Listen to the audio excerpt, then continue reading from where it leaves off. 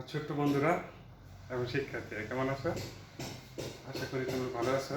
আজকে বিষয়বস্তু তোমরা অবশ্যই দেখে বুঝতে পেরেছ যে আমি কী করবো আজকে। তোমাদেরকে কোন বিষয়টা বোঝাবো, বিশেষ করে ষষ্ঠ শ্রেণীর শিক্ষার্থীদের জন্য এটা সময় উপযোগী এবং পরীক্ষা উপযোগী বিষয়।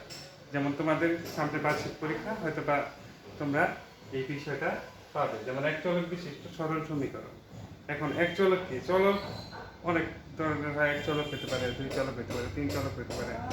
এখন চলক কি? এর আগের তোমরা জেনেছ আমার চলক সম্পর্কে আগের পার্টে চলক সম্পর্কে ধারণা দেওয়া হয়েছে, তোমরা সেখান থেকে জেনে নেবে।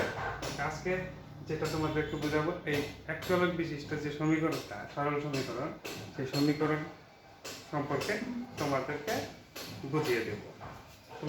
এই যে কয়টা সমীকরণ এখানে তোমার হচ্ছে 1, 2, 3, 4, 5, এই 5টা সমীকরণ আমি দেখছি। এবার 5টা সমীকরণ অনুযায়ী সমাধান তোমাদেরকে করে দেখানো হবে। তো আশা করি মনোযোগ দিয়ে দেখবে। দেখো, 5টা সমীকরণ খুবই সহজ এবং সরল সমীকরণ। তোমরা যদি মনোযোগ দিয়ে দেখো তাহলে তোমরা সহজেই বুঝতে পারবে ইনশাআল্লাহ, আশা করি। দেখো, প্রথম এক নাম্বার হচ্ছে, আমরা এক নাম্বার সমস্যার সমাধান করি। দেখো, প্রথমে আমরা যদি লিখি কি আছে, 2x + 2 = 8। এখন দেখো, তোমরা একটা জিনিস মনে রাখবে যে আমরা যেহেতু চলকের মান বের করবো, এখানে চলক কি? এখানে প্রত্যেকটা চলকে আমি x লিখেছি। এখানে x এর জায়গায় a হইতে পারে, m হইতে পারে, p হইতে পারে, y হইতে পারে, z হইতে পারে, যে কোনো অক্ষর হতে পারে। সুতরাং চলক যাই থাক, সব নিয়ম সব ক্ষেত্রে একই নিয়ম প্রযোজ্য। এখন দেখো, আমরা একটা চলকে এখানে দেখতে পাচ্ছি 5টা সমীকরণ আছে। এখানে 5টা সমীকরণের মধ্যে 5টাই এক চলক বিশিষ্ট। যাই হোক, এক চলক বিশিষ্ট x দিয়ে আমরা সমীকরণটা প্রকাশ করেছি। তোমাদের যেহেতু অধিকাংশ x পাবো অথবা y পাবো অথবা z। আচ্ছা, দেখো, অন্য অক্ষরগুলো থাকতে পারে, তোমরা এই জন্য ঘাটানোর পিছনে আমি যেভাবে করবো, এখানে ওই অক্ষরটা শুধু রেখে দিয়ে বাকিগুলো তোমরা করবে। তার আগে একটা দিক মনে রাখবে। কি মনে রাখবে? দেখো, সেটা হচ্ছে যে এই পাশে তোমার সমান সমান = বাম পাশে যদি থাকে, সেটা ডান পাশে নিয়ে কিভাবে পরিবর্তন করতে হয়, চিহ্ন পরিবর্তন করতে হয়। যেমন বাম পাশে যদি প্লাস থাকে, ডান পাশে নিয়ে সেই সংখ্যাটা মাইনাস করতে হয়। আর বাম পাশে যদি মাইনাস থাকে, ডান পাশে দিয়ে সেটা কি হবে? প্লাস হবে। এবং বাম পাশে যদি সেটা ভাগ হয়, মানে ডিভাইডেড থাকে, ডান পাশে সেটা গুণ হবে। আবার বাম পাশে যদি গুণ থাকে, ডান পাশে যায় সেটা কি হবে? ভাগ হবে। এই বিষয়টা যদি মাথায় রাখো, তাহলে দেখবা খুব ইজি হয়ে যাবে। দেখো, আমরা কিভাবে স্টেপ বাই স্টেপ করি। প্রথম অঙ্কটা আমরা দেখো, 1 নম্বরে সমীকরণটা আমরা লিখেছি। আমরা কি লিখবো? বা লিখতে পারি অথবা এভাবে লিখতে পারি। দেখো, 2x = আমরা বলেছিলাম একটু আগে, এটা কিসের আছে? প্লাসের আছে। তাহলে এটা কি হবে? ওই পাশে যে মাইনাস হবে।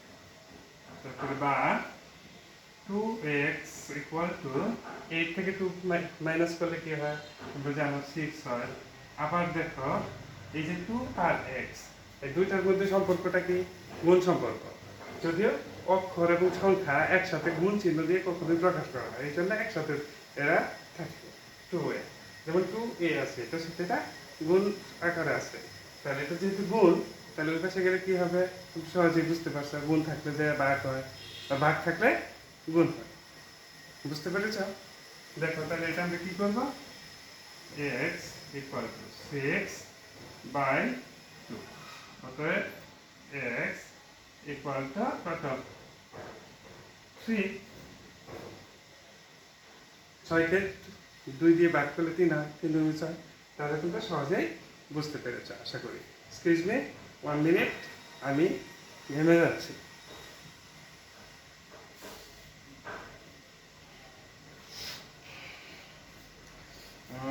মালটা নিয়ে আসলাম। দেখো প্রিয় বন্ধুরা, এখন আমি 2 নম্বর সমীকরণটা লিখি। 2 নম্বরে কি আছে? x + 10। আচ্ছা, আমরা প্লাস দিয়ে করলাম, একটা মাইনাস দিয়ে করি, মাইনাস দিয়ে দিলাম, মাইনাস, এটা মাইনাস দিয়ে করি, = 5। টি দেখো 50। এখন আমরা দেখো খুব সহজে আমরা লিখতে পারি বা এক্স সমান হবে 50, এইটা মাইনাস আছে এটা দেওয়া প্লাস হবে, তাহলে আমরা কি লিখতে পারি ওদের এক্স ইকুয়াল টু কত 60, মাইনাস ছিল প্লাস হয়ে গেল। তারপরে দেখো আমরা 3 নম্বর সমীকরণটা সমাধান করব। নাম্বার 3 কি আছে x divided by 5 equal to 6। দেখো এখানে এটার সাথে কিভাবে কি আকার আছে, ডিভাইডেড আকারে মানে ভাগ আকারে আছে, তাহলে ওর পাশে গেলে কি হবে গুণ হবে। আমরা লিখব বা এক্স ইকুয়াল টু 6 ইন্টু 5। অতএব দেখো এক্স ইকুয়াল টু কত 5 6 30, 6 to the power 5 equal two 5। দেখো তাহলে তোমরা খুব সহজেই বুঝতে পারবে। এখন আমরা আরেকটা করি নাম্বার 4। দেখো ইজি লাগতে পারে তোমাদের কাছে, আমি এগুলো মুছে দিচ্ছি। ইজি যেন না লাগে এই জন্য কি করলাম মুছে দিলাম। দেখো এরপরে আমরা নাম্বার 4 লিখবো। 4 কি আছে x divided 9 plus 3 equal to 30। দেখো প্রথমে আমরা কিসের কাজ করবো, এই পাশে যে প্লাস সেটটা আছে ওইটা আমরা ওই পাশে নিয়ে যাব। তাহলে বা x divided by 9 equal to 30 minus 3 বা x divided by 9 equal to 27। আচ্ছা দেখো এখানে ডিভাইডেড আছে, তাহলে ওই পাশে যায় কি হবে ইনটু হবে। খুব সহজ কথা, x equal to 27 into 9। তাহলে আমরা এটা কি করতে পারি, অতএব x equal to 7 9 63 হাতে 6 9 দুগুণ 18 6 কত 24, এই 7 9 63 হাতে 6 7 9 18 6 24। ওকে এবারে বেশ দেখো তাহলে এটা আশা করি তোমরা খুব সহজেই বুঝতে পেরেছো। এরপরে নাম্বার 5 দেখো, এরপরে নাম্বার 5 কি আছে 20 প্লাস 3x ইকুয়াল টু 80 বা দেখো এই 3x এর সাথে 20 কি সম্পর্ক, বাট এটা কি সম্পর্ক, এটা হচ্ছে এটার আগে যেহেতু কোনো চিহ্ন নেই তার মানে বুঝতে হবে যে এটা প্লাসের। কোনো সংখ্যার আগে কোনো চিহ্ন না থাকলে, আমার স্নেহের ছাত্ররা মনে রেখো যে কোনো সংখ্যার আগে কোনো চিহ্ন না থাকলে বুঝতে হবে সেটা প্লাসের সংখ্যা। যেমন আমরা 1 2 3 বা 1 2 3 4 5 লিখি, তার আগে কি প্লাস চিহ্ন দেই না, তার মানে কি ওটা আমরা বুঝেই নেই, ধরে নিই যে এটা প্লাসের সংখ্যা। যখনই আমরা মাইনাস চিহ্ন দিব তখন বুঝতে হবে মাইনাস, কিন্তু তার আগে আমরা বুঝতে পারি যে সেটা মাইনাসের সংখ্যা। যেহেতু এটার আগে কোনো চিহ্ন নেই তার মানে কি এটা হচ্ছে প্লাসের সংখ্যা, ওই পাশে গেলে তাহলে কি হবে আমাদের মাইনাস হবে।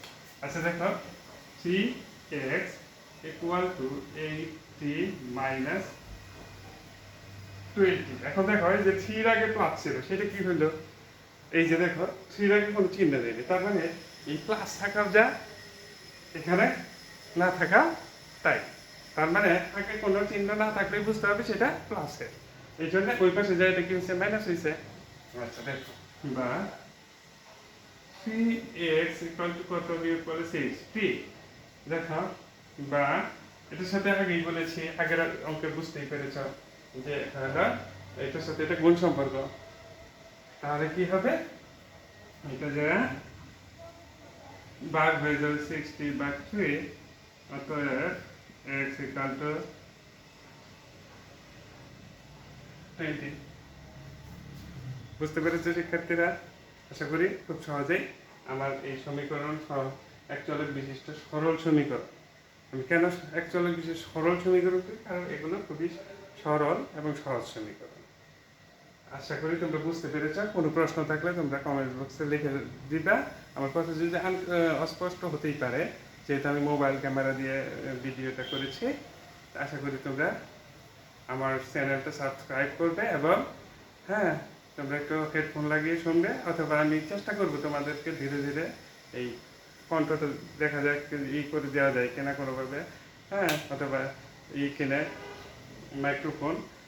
আমি নেক্সট টাইমে অবশ্যই আশা করি মাইক্রোফোন লাগিয়ে তারপর তোমাদেরকে ভিডিও দিব। তোমরা যত একটু কষ্ট করে হলে এই সমীকরণগুলো দেখে এবং বাসায় প্র্যাকটিস করবে। আশা করি তোমরা পারবে ইনশাআল্লাহ। আজকের মতো এই পর্যন্তই। আর একটা জিনিস মনে রাখবে, আমার শিক্ষার্থী চ্যানেল, তা অবশ্যই তোমরা সাবস্ক্রাইব করবা। স্পেশালি রিকোয়েস্ট, তোমরা সাবস্ক্রাইব করলে আমি বুঝতে পারবো যে আমাকে তোমরা এগিয়ে যেতে বলছো। আমি সেই অনুপাতে চেষ্টা করব এগিয়ে যাওয়ার জন্য। আশা করি তোমরা ভালো থাকবে। আল্লাহ হাফেজ।